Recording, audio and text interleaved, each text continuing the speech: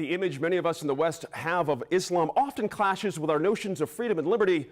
But Turkish journalist Mustafa Akyol challenges that notion in his new book, Islam Without Extremes, A Case for Muslim Liberty. Akyol explores the roots and history of political Islam to make a case that many cultural practices have been mistakenly attributed to Islam. He sat down with NMAF correspondent Gwyneth Dolan. Mustafa Akyol, thank you so much for being here today. Your book, Islam Without Extremes, is, in the very beginning, there was a little tidbit that caught my eye when I was reading it. You write about how you spent some time learning about Islam from your beloved grandfather, and you were in his library one day when you saw a quote on the back of a book, and it said, "If your children don't start praying by the age of 10, beat them." And I know it shouldn't be funny, but it did make me laugh because it reminded me of some of the battles that we had around my house and some of the battles my friends had around that same age when you start going to church or Sunday school or Hebrew school. And it can be not necessarily a battle of religion, but a battle between kids and the authority, the parents. But for you, it made you wonder whether there is something innately coercive or suppressive about Islam. And I thought that there was something innately coercive and suppressive about parents. Maybe that's a better way of putting that. First, thanks for having me on the show. You're It's a welcome. pleasure. And thanks for reading my book as well. Well, the story you point out, which is right at the beginning of my book, explains why, as a believing Muslim, I am interested in saving our religious culture from authoritarianism. And it can be authoritarianism from parents to children. It can be authoritarianism in the community. It can be the authoritarianism of the state. I mean, that idea of beating your child to become religious is manifested on a larger scale in Saudi Arabia, where they have an institution called the religious police, which coerces people to do what they think is Islamic. Now, first of all, from a religious point of view, there is something irrational here, because if you force people to go to the mosque, then they will go to the mosque because they fear you, not because they want to worship God. So you can at best create hypocrisy. And I've seen many examples of this hypocrisy in these coerced Islamic societies. I mean, I recall it from my own Sunday school class. Exactly. I mean, religion can only flourish, as I always emphasize here, on the basis of liberty. If you have a freedom to choose, if you have a freedom to choose between the mosque and the nightclub, and you choose the mosque, then you're a good believer. But mosque is the only place you can go, then it doesn't matter. I mean, you might be coerced to it, and it can be hypocritical. So that is one of the key themes I underline in my book.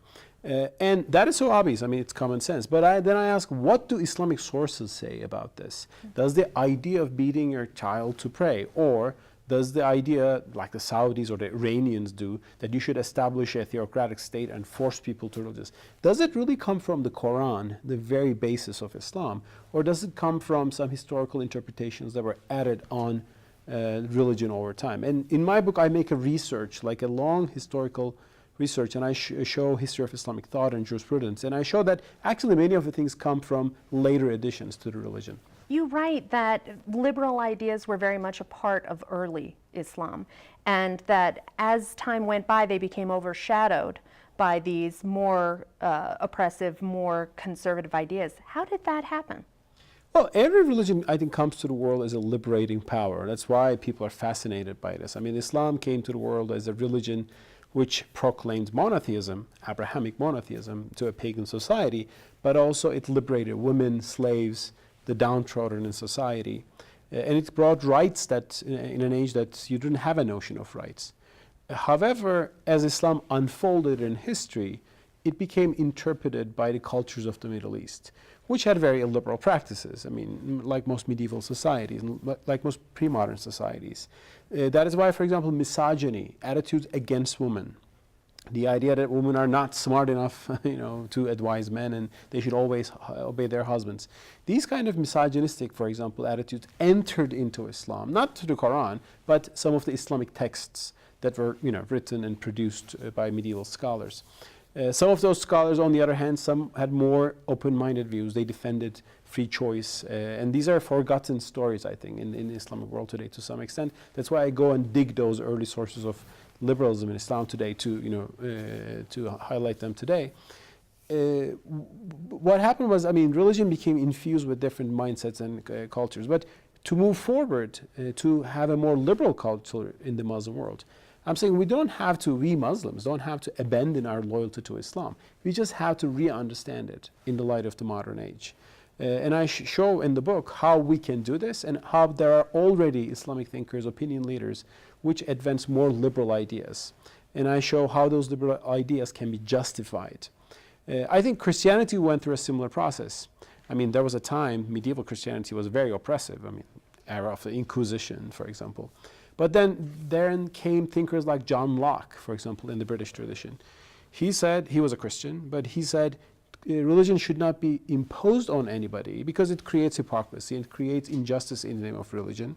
Religion should be advanced on the basis of freedom, free choice, and an open, free society. And those ideas led to the US, I mean, basically the founding. And I think that was an admirable evolution within Christianity. I think a similar evolution in Islam is possible. There are already signs that it's taking place. And there are still, however, very oppressive mindsets in the Islamic world, let alone the violent extremists, which are, of course, shocking the great majority of Muslims. Part of the process of this history that you write about is the rise and the spread of the Ottoman Empire from Istanbul through the Middle East, covering all of northern Africa from Cairo all the way through Libya and Tunisia and what is now Morocco, through Western Europe up to Budapest and through Greece down to Athens. An incredibly diverse range of cultures and peoples, but all connected through the Ottoman Empire. And there were such a wild collection of ideas and a certain liberalism that came with that empire. How did that work? Mm-hmm. Well, as you point out in the book, I'm advancing this idea of Islamic liberalism in the very classical sense of the term liberalism, like individual rights that cannot be violated by state or community. And I show that in some certain episodes of Islamic history, you had phenomena that resembles some form of an Islamic liberalism. And there I discuss, as you say, the Ottoman Empire. The Ottoman Empire, which was based in Istanbul, where I live, I mean, I'm there, right in the center of that tradition. The Ottoman Empire was interesting because it was the world's last multi-ethnic, multi-religious empire. In other words, under the Ottoman Empire, Jews could be Jews, Christians could be Christians, and they were not coerced to change their religion, for example. Actually, there was a time that one Ottoman Sultan, Selim Negrim, contemplated about converting all Christians into Islam, but it was his scholar, top scholar, Islamic scholar, who said, this is unjustful, you can't do this, this is against Islamic principles. Because the Ottomans believed in this idea of pluralism, and that's why Jews who were persecuted in medieval Spain fled to Ottoman Empire and found safe haven there. Plus, in the 19th century, the Ottoman Empire initiated an era of modernization in which liberal democratic ideas from the West were incorporated into Ottoman system. That's why the Ottoman Empire opened up a parliament, 1/3 of which was made up of non-Muslims of the empire, Christians, Jews, or Armenians. The Ottoman Empire abandoned laws that ban apostasy, like changing your religion from Islam to something else, which is still not allowed in some countries in the Middle East. The Ottoman Empire opened up schools for girls, and feminism advanced in late Ottoman Empire. So, and how the Ottoman thinkers of that era have justified this from an Islamic point of view is an important lesson. It's a forgotten lesson, forgotten both by Muslims themselves and I think by the West. And therefore, in that particular chapter about the Ottoman Empire, I wanted to shed light on that would-be Islamic liberalism in the Ottoman Empire. But the empire collapsed, and the Middle East entered into actually a much more problematic era, where more rigid interpretations of Islam became more dominant, unfortunately. But we still see the echoes of this in Turkey today, which became a secular democracy in the early part of this century and has, until pretty recently, and even now, maintained a distance between religion and civil society and the government. How important is that to people living in Turkey now to separate the personal spiritual life and the public civil and governmental life? Well, these are issues we are still struggling with in Turkey sometimes, and especially these days, I must say. But yes, Turkey has had a history of its own. And I think if you're seeking some Islamic liberalism, you can find it at best in Turkey or Bosnia, where my wife comes from, which is also a very modern and a Western society with an Islamic faith. But if you go to, of course, Saudi Arabia, you find a different Islam mixed with the cultural, the tribal, more desert-based culture of that part of the society. In Turkey, the political history has been different as well. Turkey was never colonized. So it didn't see the West as a colonial oppressor, as many other Muslim Middle Eastern societies had in their perceptions. And yes, I think living under a secular state was a blessing for Turkey so far. Turkey's Islamic movements learned how to advance Islam without coercive measures, but with civil society, by opening up schools, dormitories, charities, soup kitchens, media. For example, Fethullah Gülen, a prominent Turkish religious leader who now lives in the US, his followers have always preached Islam in a very peaceful way and actually in a way which is respectful to other traditions. That's why they initiated interfaith dialogue institutions in Turkey and elsewhere, even in the US, I must say. Still, however, though, in Turkey, we have some Islamists which are willing to impose some of their values. And actually, the country is right now in the middle of a discussion about whether the government should intervene in whether university students can have houses in which girls and boys can live together. Of course, it should be free in a free society. You can disapprove this, but you're disapproving. American parents do. I mean, as a parent too, I would disapprove if my daughter, I mean, I don't have one yet, but hopefully in the near future, I wouldn't want her to go and rent a house with two boys or like, but if they do, I mean, the police could not come and harass them. It's between me and her and our values. So I think we still need time in Turkey and some discussion in Turkey to make it sure that morality is not a matter of the government. Morality is a matter of society. And if the government tries to create morality, it creates hypocrisy. And well, in the US, actually, you've struggled with these. I mean, there was a time I think alcohol was banned here for a while. And I mean, American soda, it doesn't work. It actually helps the mafia rather than anything else. So maybe we need to have some of those trials and errors too. But I'm pushing for the liberal agenda, even, before going those trials. So when we, many scholars of the Middle East, when we talk about the problems that are confronting the area, the problems of militarism and terrorism, we always come back to Turkey and say, but look at Turkey. What about Turkey? How much of it is the democracy? How much of it is the political system? And how much of it is these other tangible cultural things, including religion? Why is Turkey the only big, vibrant, successful democracy, Muslim democracy? Well, in the Arab Middle East, democracy was not allowed first by the colonial enterprise, then by post-colonial one-party states, which many of them were Soviet allies, by the way. There was an era in the world that one-party state was a fashionable trait. And now only Egypt and Tunisia are trying democracy. They had their first free and fair elections just 2 years ago, and still they're struggling with this. And Egypt had a military coup, which I think was a big mistake. Turkey was lucky. First of all, Turkey has been the Muslim nation Turks have been the Muslim nation that is closest to the West, geography-wise.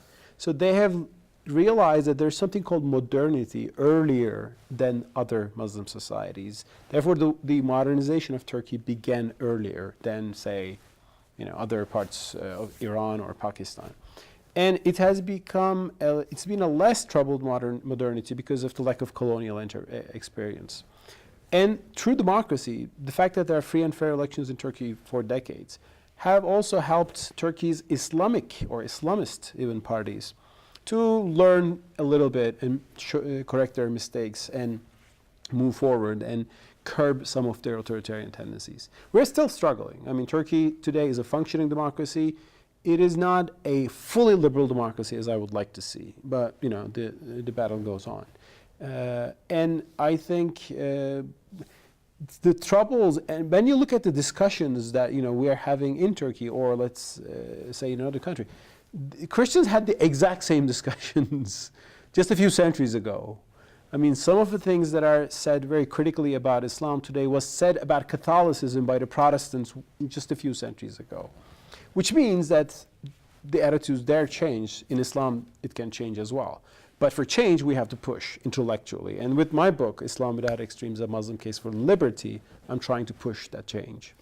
You know, obviously you in the book do argue that there should be a liberal opening of Islam, and that the system in Turkey should be exported and looked at and hopefully imitated in some way. But is there an appetite for it? I mean, we only have a few minutes left, but how do you think this should be accomplished? Well, export is maybe a strong term, but yes, I think there's always a cultural interaction between Muslim societies. They look at each other's experience.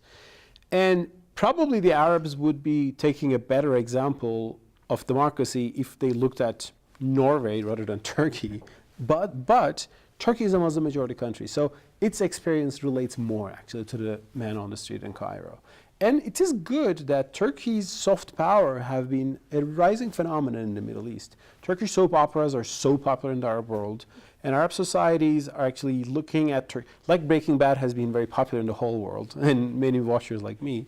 But Turkish soap operas have gone viral, and Arabs see a society when they look at Turkey where, yes, you can go to the mosque, you can go to the nightclub, as I said. There you have a Muslim society with some recognizably Western, cultural traits as well. And that synthesis in Turkey is something that I really value. And yes, it is helping maybe some other Arabs to have a more, especially the ones who live in countries like Saudi Arabia, where you're not even allowed to drive if you're a woman. They see Turkey that, well, we can be like this too. And I think that's an important message. Mustafa Akyol, thank you so much for being with us today. Thanks. It was my pleasure. Yeah.